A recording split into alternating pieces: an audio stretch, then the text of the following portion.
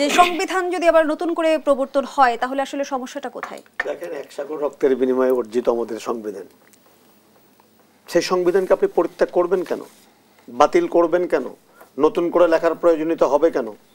যেখানে যেখানে সংকটগুলো আছে সংকটগুলো সমাধান করেন, সুস্পষ্টভাবে সংকট সমাধান করেন। আপনি এটা সংযোজন করতে পারেন, বিয়োজন করতে পারেন, পরিমার্জন করতে পারেন, কিন্তু মূল চেতনার জায়গাগুলো, মূল আত্মপরিচিতির যে জায়গাটা, সেটাকেই আপনি অস্বীকার করবেন না। আমাদের সংবিধান নিয়ে অভিযোগও তো আমরা শুনেছি বিগত সময়ে যে আমাদের সংবিধানে এমন অনুচ্ছেদ রয়েছে যেটা আসলে একটা সাম্যবাদী মানুষকেও আসলে ফ্যাসিবাদী চরিত্র বহন করতে সহায়তা করে। এই বিপ্লবের পরে সেই চরিত্র থেকে আপনি গণতান্ত্রিক চরিত্র দেন না কেন? সেটা কি আপনি বেজমার্ক ধরেন না কেন? এটা তো এমনি এমনি আসেনি, আকাশ থেকে তো উড়ে আসেনি। সেখানেও তো রক্ত গেছে, মা বোনের ইজ্জত গেছে, আমার ছাত্র বন্ধুদের তাজা প্রাণ চলে গেছে, সেখানে যায়নি? গেছে তো।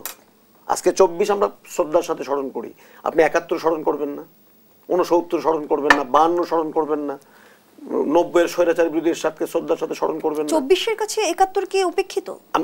আপনি যদি টোটাল সংবিধান, আমরা 72-এর এই মুক্তিযুদ্ধের মধ্য দিয়েই তো আমরা দেশ, মানচিত্র, পতাকা, ভূখণ্ড, সংবিধান সব পেয়েছি তো।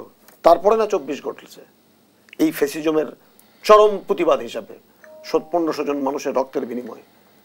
আমি গত পরশু দিন আমি গিয়েছিলাম চক্ষু ইনস্টিটিউট হাসপাতালে, আমার সন্তানরা হাউমাউ করে খাচ্ছে, চোখে দেখে না, কারো 5%, কারো 10%, কারো 15%। আমার সন্তান তো, আমার ভাই তো, আমার ছাত্র তো, চোখে পানি রাখতে পারেনি, ইফতার করতে পারেনি, তাদের সাথে ইফতার দিতে গিয়েছিলাম। সেটাকে তো অস্বীকার করার কিছু নেই। মুক্তিযুদ্ধের চেতনার যদি আমরা পুরোপুরি বাস্তবায়ন ঘটাতে পারতাম তাহলে আসলে কেন আমাদের 90-এর গণঅভ্যুত্থান দেখতে হলো কিংবা 24-এর গণঅভ্যুত্থান দেখতে হলো? দেখেন, যখন জাতীয় স্বার্থ এবং রাষ্ট্রের স্বার্থকে উপেক্ষা করে আমরা যখন ব্যক্তিগত স্বার্থ হাসিলের জন্য রাজনীতিটাকে ব্যবহার করেছি, তখন সেই চেতনার জায়গায় আর চেতনা থাকেনি। আপনি যদি রিসেন্ট পাস্ট এই স্বৈরা শাসকের কথা বলেন, তারা তো চেতনার ব্যবসা করেছে, চেতনার ফেরিওয়ালা ছিল। মুক্তিযুদ্ধের চেতনা বলে ব্যাংক লুট করেছে, মুক্তিযুদ্ধের চেতনা বলে গণতন্ত্র হত্যা করেছে, মুক্তিযুদ্ধের চেতনা বলে এক পরিবারের 43 জন লোককে এমপি বানিয়েছে, মুক্তিযুদ্ধের চেতনার কথা বলে হেন কোনো রাষ্ট্রীয় প্রতিষ্ঠান নাই যাকে ধ্বংস করেনি। আসলে ওই যে দলীয় সদস্য, ব্যক্তি স্বার্থ, এগুলাকে যদি মুক্তিযুদ্ধের প্রকৃত চেতনার জায়গাটি কোনটি? শোষণমুক্ত বাংলাদেশ, আইনের শাসনের বাংলাদেশ, সুশাসনের বাংলাদেশ, অর্থনৈতিক সাম্যের বাংলাদেশ, সবগুলোকে ধ্বংস করেছে রাজনীতিবিদরা তো তাদের ব্যক্তিগত স্বার্থের জন্য।